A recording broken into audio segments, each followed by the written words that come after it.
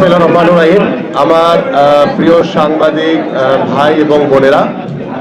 সবাইকে আন্তরিকভাবে ধন্যবাদ এবং কৃতজ্ঞতা জানাই যে আপনারা দীর্ঘক্ষণ ধরে অপেক্ষামান ছিলেন যে আমাদের এই আজকের এই ফেডারেশনগুলোর সাথে আমাদের যে বৈঠক হয়েছে, বৈঠকটি অত্যন্ত ইতিবাচক একটি বৈঠক হয়েছে এবং এই বৈঠকে আমাদের অনেক বিষয় নিয়ে আমরা আলাপ আলোচনা করেছি যে আগামী বাংলাদেশের ক্রীড়াঙ্গনে আমরা কিভাবে একত্রিত হয়ে ঐক্যবদ্ধভাবে আমরা এগিয়ে নিয়ে যেতে পারি, কিভাবে আমরা একটি ক্রীড়া বান্ধব পরিবেশের মাধ্যমে আমাদের ফেডারেশনগুলোকে স্বাবলম্বী করা, ফেডারেশনগুলোকে সচ্ছল করার মাধ্যমে এবং ফেডারেশনগুলোর মাধ্যমে আমাদের উপজেলা ক্রীড়া সংস্থা, জেলা ক্রীড়া সংস্থা, বিভাগীয় ক্রীড়া সংস্থা থেকে শুরু করে সর্বক্ষেত্রে কিভাবে আমরা একটি প্ল্যাটফর্মের ভিতরে থেকে আমরা কিভাবে আমাদের প্রত্যেকটি ইভেন্টকে সর্বোচ্চ গুরুত্ব দিয়ে আমরা যাতে এগিয়ে যেতে পারি। এবং এর ভিতরে উল্লেখযোগ্য আমি যে বিষয়গুলো আজকে আমাদের ফেডারেশনের সকল কর্মকর্তাদের কাছ থেকে আমি জানতে চেয়েছি সেই বিষয়গুলো ইতিমধ্যে আমি বলেছি এবং আমি আপনাদের সাথে শেয়ার করতে চাই আমার প্রিয় সাংবাদিক ভাইরা, যে গত এক বছরের আমাদের বাংলাদেশের স্পোর্টসের মূল্যায়ন সম্পর্কে আমি তাদের কাছ থেকে একটি রিপোর্ট চেয়েছি যে গত এক বছরে আমাদের স্পোর্টসের কোথায় সফলতা ছিল, কোথায় ব্যর্থতা ছিল এবং কি কি সুযোগ সুবিধা প্রয়োজন ছিল, কি কি সুযোগ সুবিধার অভাব ছিল, সবকিছু মিলিয়ে আমরা গত এক বছরের আমাদের প্রত্যেকটি ফেডারেশনের একটি মূল্যায়নের একটি রিপোর্ট আমি আগামী 7 দিনের ভিতরে পেশ করতে বলেছি এবং তারা আমাকে আশ্বস্ত করেছেন যে তারা আগামী 7 দিনের ভিতরে ইনশাআল্লাহ রিপোর্টটি পেশ করবেন। আমাদের ফেডারেশনগুলোর যে কার্যকারিতা, যে আপনারা জানেন যে আমাদের প্রায় 51টি ফেডারেশন রয়েছে, সেই 51টি ফেডারেশনের ভিতরে আমরা কতগুলো ফাংশন করছে আর কারা ফাংশন করতে পারছে না বা তাদের কি কি সমস্যা রয়েছে, সেই ফাংশনগুলো কিভাবে করা যায় বা যারা ফাংশন করতে পারছে না তাদের কি সমস্যা রয়েছে, কেন করতে পারছে না, বা আমরা দেখেছি যে একই ধরনের খেলা কয়েকটি ফেডারেশন রয়েছে, তো সেগুলোকে আমরা আলোচনার মাধ্যমে মার্চ করে দেওয়া যায় কিনা সেটাও আমরা আলোচনা করছি। সো এই বিষয়গুলো আমরা আস্তে আস্তে করে একটি একটি করে আলোচনার মাধ্যমে সেই কাজগুলো আমরা শেষ করতে চাই, কারণ কিছু কিছু জায়গায় আমাদের কিছু বিচার বিশ্লেষণ রয়েছে যে আমরা যেটা সঠিক বা যেটা আমাদের প্রায়োরিটি বেসে আমরা যেটাকে অগ্রাধিকার দিব, যে আমাদের আন্তর্জাতিক পর্যায়ে যে খেলাগুলোকে আমরা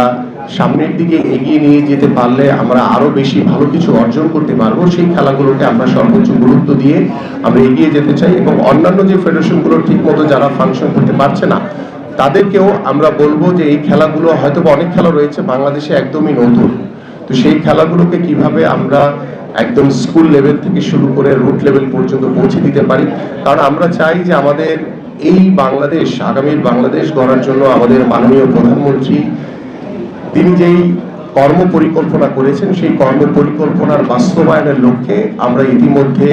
আমাদের প্রিয় সাংবাদিকদের সাথে বসেছি, তাদের সাথে পরামর্শ করেছি, আমাদের আজকে ফেডারেশনগুলোর সাথে বসেছি এবং ফেডারেশনগুলোকে স্বাবলম্বী করার জন্য, তাদেরকে সচ্ছল করার জন্য এবং আমাদের যে স্পোর্টস গুডসগুলোর বিষয় নিয়েও আমরা এখানে আলোচনা করেছি যে এগুলোকে ট্যাক্স ফ্রি করে দেওয়া কিভাবে যায়, পাশাপাশি আমাদের স্পন্সরগুলোর যে কিছু ফান্ড রয়েছে, যে সিএসআর যে ফান্ড রয়েছে সেগুলোকে কিভাবে আমরা আমাদের মাননীয় অর্থমন্ত্রীর সাথে কথা বলে, আমরা আমাদের যে এমডিআর রয়েছে তাদের সাথে কথা বলে কিংবা বাংলাদেশ ব্যাংকের সাথে কথা বলে কিভাবে আমরা সেই সিএসআর ফান্ড আমরা স্পোর্টসের জন্য আমরা কাজে লাগাতে পারি, সেই বিষয়গুলো নিয়ে আমাদের আলোচনা হয়েছে। পাশাপাশি আমাদের কিছু ফাইন্যান্সিয়াল কিছু কোম্পানি রয়েছে যারা হয়তো বা প্রতিনিয়ত, লাইক আমরা যদি বিকাশের কথা বলি, এই ধরনের কিছু প্রতিষ্ঠান রয়েছে যারা প্রতিনিয়ত ফাইন্যান্সিয়াল ট্রানজাকশন করে থাকে হিউজ পরিমাণে, তো আমাদের স্পোর্টসের জন্য তাদের কোনো কন্ট্রিবিউশন রয়েছে কিনা বা তারা কোনোভাবে কন্ট্রিবিউশন করতে পারবে কিনা সেই বিষয়গুলো নিয়ে আমরা আলোচনা করেছি। তো আমরা সংশ্লিষ্ট পাশাপাশি আমাদের ইতিমধ্যে আপনারা জানেন যে আমাদের বাংলাদেশের স্পোর্টসের যে নির্বাচন নিয়ে আমরা আমাদের যে জাতীয় সংসদ নির্বাচনের আগ থেকে এই বিষয়গুলো নিয়ে আমরা বিভিন্ন সময় বিভিন্ন মতামত, আলোচনা সমালোচনা শুনেছি। তো আমাদের আজকের আলোচনার ভিতরে একটি আমরা সিদ্ধান্তে পৌঁছেছি যে আমরা এই নির্বাচন প্রক্রিয়াটিকে একটি সুন্দর স্বচ্ছভাবে করার জন্য আমাদের সেই উপজেলা একদম রুট লেভেল থেকে আমরা শুরু করতে চাই। আমরা সেই উপজেলা থেকে নির্বাচনের মাধ্যমে আমরা জেলা পর্যায়ের নির্বাচন আমাদের বিভাগীয় পর্যায় থেকে শুরু করে শেষ করে আমরা ফেডারেশনগুলোর আমরা নির্বাচনগুলো আনুষ্ঠানিকভাবে শেষ করতে চাই। এটি একটি প্রক্রিয়ার ভিতরে একটু সময়ের ব্যাপার। তো আমরা আনুষ্ঠানিকভাবে আমাদের স্পোর্টস মিনিস্ট্রি বা আমাদের ক্রীড়া পরিষদ থেকে আমাদের আলাপ আলোচনার মাধ্যমে সেই চিঠিগুলো ইনশাআল্লাহ আমরা দ্রুতই আমরা সংশ্লিষ্ট ক্রীড়া সংস্থা আমাদের সংশ্লিষ্ট যারা রয়েছেন তাদের কাছে পৌঁছে দিব। পাশাপাশি আমাদের নতুন করে স্পোর্টসের যে একটি কর্ম পরিকল্পনা রয়েছে সেটা আমরা ঈদের পরপরই শুরু করতে চাই। আল্লাহ যদি আমাদেরকে সুস্থ রাখে সুন্দরভাবে ইনশাআল্লাহ আমরা সেই কর্ম পরিকল্পনাটা ইতিমধ্যে আমাদের এই কাজগুলো করার জন্য আমাদের সংশ্লিষ্ট ক্রীড়া পরিষদ আমাদের স্পোর্টস মিনিস্ট্রি এবং ফেডারেশন আমাদের ক্রীড়া সাংবাদিক কিংবা আমাদের সাবেক খেলোয়াড় যারা রয়েছেন সাবেক ক্রীড়া সংগঠক রয়েছেন আমাদের ক্রীড়া সাংবাদিকরা রয়েছেন সবার সাথে বসে আলোচনার মাধ্যমে আমরা সেই নতুন করে স্পোর্টসটি যেটি আপনাদের অনেকেরই মনে আছে, যদিও আমার একদমই মনে নেই, আমি শুধু শুনেছি যে 80-র দশকে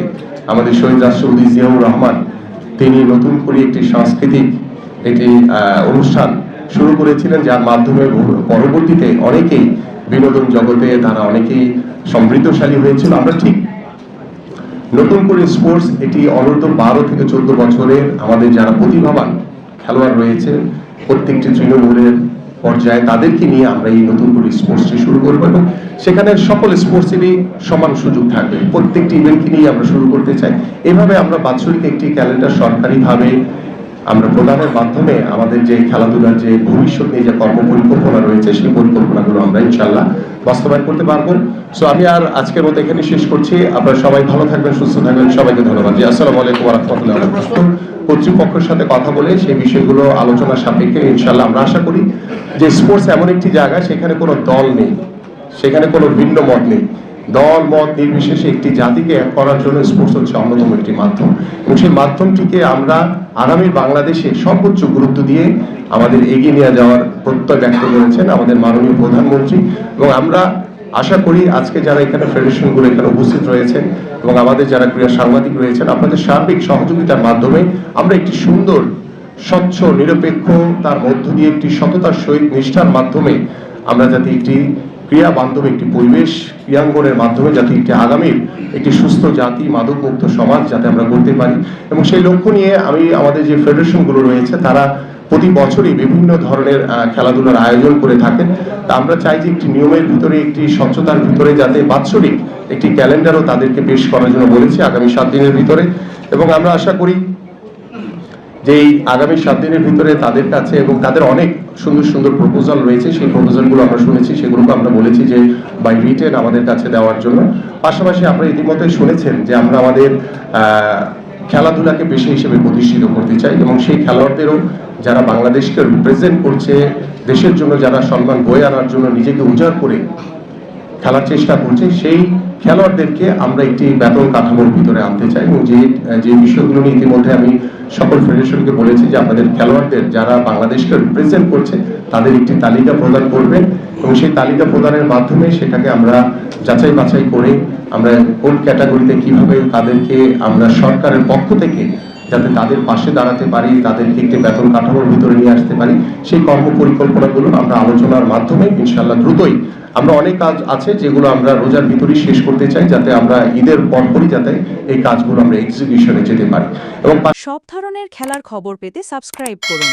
সঙ্গে থাকুন খেলার পাতার।